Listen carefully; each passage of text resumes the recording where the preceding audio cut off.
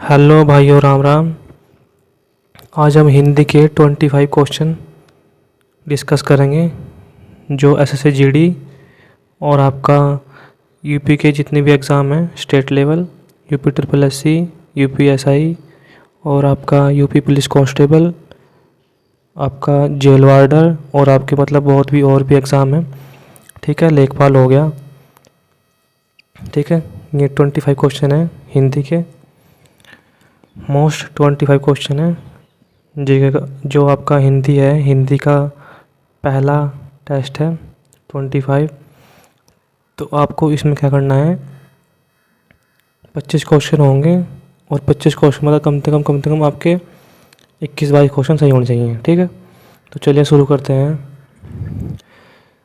दैवीय पित्त, दैवीय पित्त शब्द का संधि विच्छेद क्या है? दैवीय पित्त। ठीक है, इसका संधि विच्छेद क्या है? इसका देवी प्लस अर्पित, दैवीय दैवीय पित्त। ठीक है, दैवीय पित्त शब्द का संधि विच्छेद क्या है? तो इसका संधि विच्छेद क्या होगा? देवी प्लस अर्पित। ठीक है, देवी प्लस अर्पित। ऑप्शन नंबर 2 इसका सही होगा। ये इसका यहाँ सोल्यूशन दे रखा है और डिटेल में। ठीक है, अगला क्वेश्चन है इसमें, हुक्का पानी शब्द में कौन सा समास होगा? हुक्का पानी शब्द में कौन सा समास होगा? द्वंद्व समास। ठीक है, हुक्का पानी शब्द में कौन सा समास होगा? द्वंद्व समास। ठीक है, अगला क्वेश्चन है इसमें, निम्नलिखित वाक्यों में छोटे चपे शब्द की शुद्ध वर्तनी कौन सी है? अवसर के अनुरूप बदलना नहीं चाहिए। तो उसमें क्या है? ये अनुरूप। अनुरूप इसमें मोटे छपे शब्द में लिख रहा, तो इसका क्या होगा? यहाँ से आंसर होगा अनुरूप। ठीक है, ये इसका यहाँ पे सही होगा। ठीक है, अगला क्वेश्चन है इसमें, अक्षत शब्द का बहुवचन क्या है? अक्षत शब्द का बहुवचन क्या है? अक्षत ही है। ठीक है, ये इसका यहाँ दे रखा है सॉल्यूशन, पढ़ लिया आप लोग। अगला क्वेश्चन है इसमें, भील शब्द का स्त्रीलिंग शब्द क्या होगा? भील शब्द का स्त्रीलिंग शब्द क्या होगा? तो क्या होगा? भीलनी। ठीक है, अच्छी भीलनी, जो भील जाती होती नहीं। ठीक है, ये चीज़। अगला क्वेश्चन है इसमें, निम्नलिखित शब्दों में तत्सम शब्द का चयन कीजिए। तो तत्सम क्या होगा इसमें? अर्पण। ठीक है, अर्पण इसमें तत्सम होगा। बाकी कपूर, घड़ी, जेठ ये सब क्या होंगे? तद्भव होंगे। ठीक है, अगला क्वेश्चन है इसमें, निम्नलिखित प्रश्न में दिए गए वाक्यों में से कुछ भाग में त्रुटि है। त्रुटि वाले जिस भाग में त्रुटि हो उसके अनुरूप अक्षर ए बी सी को चुनिए। यदि वाक्य में कोई त्रुटि न हो तो डी का चुनाव कीजिए। तो उसमें क्या है? रेडियो की आविष्कार किसने किया? तो उसमें क्या होगा? रेडियो का आविष्कार किसने किया? तो उसमें बी वाले भाग में क्या है? गलती है, यानी दूसरे भाग में। ठीक है, ये चीज़ है। अगला क्वेश्चन है इसमें, निम्नलिखित शब्दों में से तद्भव शब्द का चयन कीजिए। तो तद्भव उसमें कौन सा है? गोरा। बाकी यष्टि हो गया, काक हो गया, उपल हो गया, ये क्या है? ये आपके तत्सम हो गए। ठीक है, ये आपके क्या हो गए? तत्सम। अगला क्वेश्चन है इसमें, निम्नलिखित मुहावरे लोकोक्तियों के सही अर्थ चुनकर लिखिए। दांत खट्टे करना यानी कि परास्त करना। दांत खट्टे करना क्या है? परास्त करना। ठीक है, अगला क्वेश्चन है इसमें, निम्नलिखित मुहावरे लोकोक्ति के सही अर्थ चुनकर लिखिए। एक अनार 100 बीमार। एक अनार 100 बीमार, तो इसका क्या होगा? अल्प वस्तु के अधिक प्रत्याक्षी। ठीक है, अल्प वस्तु के अधिक प्रत्याक्षी। ठीक है, ये इसका होगा आंसर। अगला क्वेश्चन है इसमें, निम्न प्रश्नों में अनेकार्थी शब्द दिए गए हैं। एक शब्द के साथ ही लिखा है, दूसरा अर्थ बताइए। तो उसमें कंटक और कांटा, तो उसके साथ क्या होगा? दोष।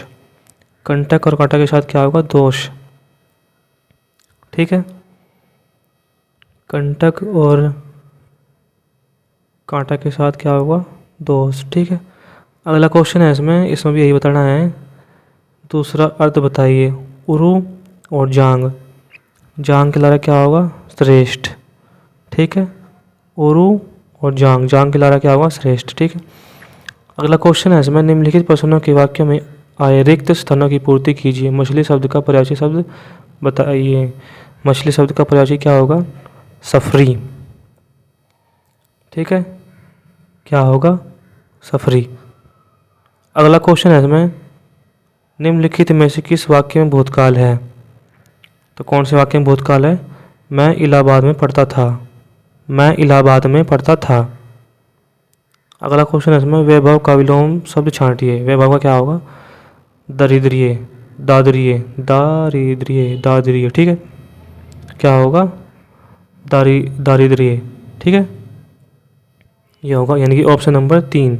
ठीक है, अगला क्वेश्चन है इसमें निम्नलिखित प्रश्नों में दिए गए वाक्य के लिए एक शब्द का चयन कीजिए। ठीक है, क्या है? जिसको त्याग दिया गया हो। जिसको त्याग दिया गया हो, क्या होगा? त्याक्त। क्या होगा? त्याक्त। ठीक है, ऑप्शन नंबर 2।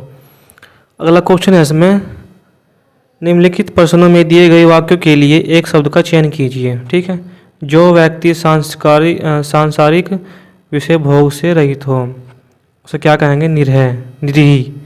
क्या कहेंगे इसे? निरीही।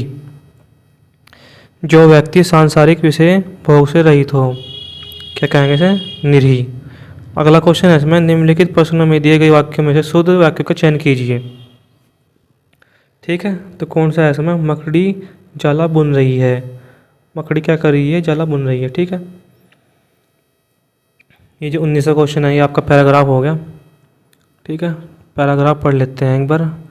भारतीय संस्कृति में प्रणाम का अत्यधिक महत्व है। यह अपने बड़े, श्रद्धेय तथा आदरणीय जनों के प्रति आत्मीयता का प्रतीक है। प्रणाम में केवल दोनों हाथों को जोड़कर झुकना ही नहीं होता, अपितु शुद्ध अंतर्मन से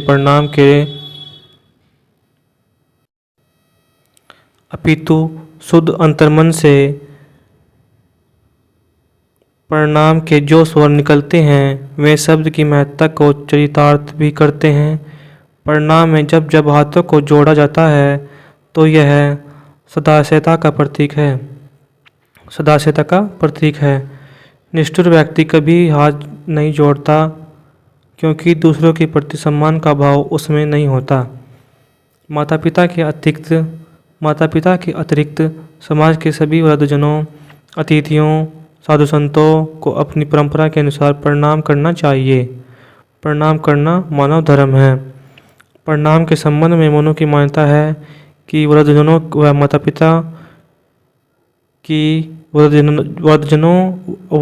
पिता को जो नित्य सेवा प्रणाम से प्रसन्न कर रखता है उसकी आयु, विद्या, यश और बल चारों में वृद्धि होती है।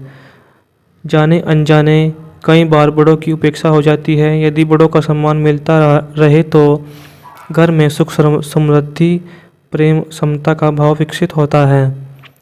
प्रणाम भारतीय संस्कृति का ऐसा उपहार है जो क्रोध मिटाता है, आदर सिखाता है, लोगों के आंसू धो देता है। दिए गए अवतरण का उचित शीर्षक क्या है? ठीक है, तो इसका आंसर क्या होगा? प्रणाम का महत्व।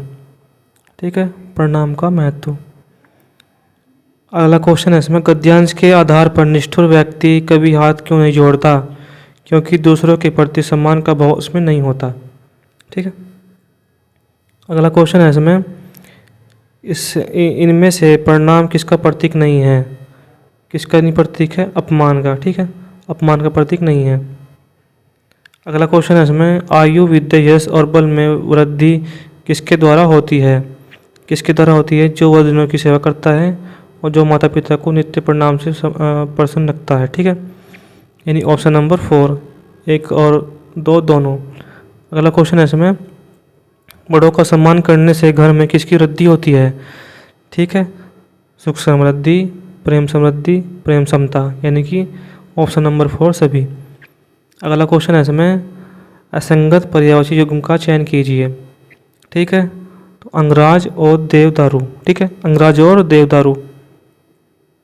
ठीक है, अगला क्वेश्चन है इसमें इनमें से अभियुक्त का विलोम शब्द क्या है? तो अभियुक्त क्या होगा? अभियोगी। ठीक है, ये 25 क्वेश्चन थे भाई हिंदी के, बहुत ही बड़ा सिलेक्टेड क्वेश्चन थे। अगर आपको वीडियो पसंद आई हो तो like, share, comment, subscribe, comment भी कर दो साथ साथ में। ठीक है।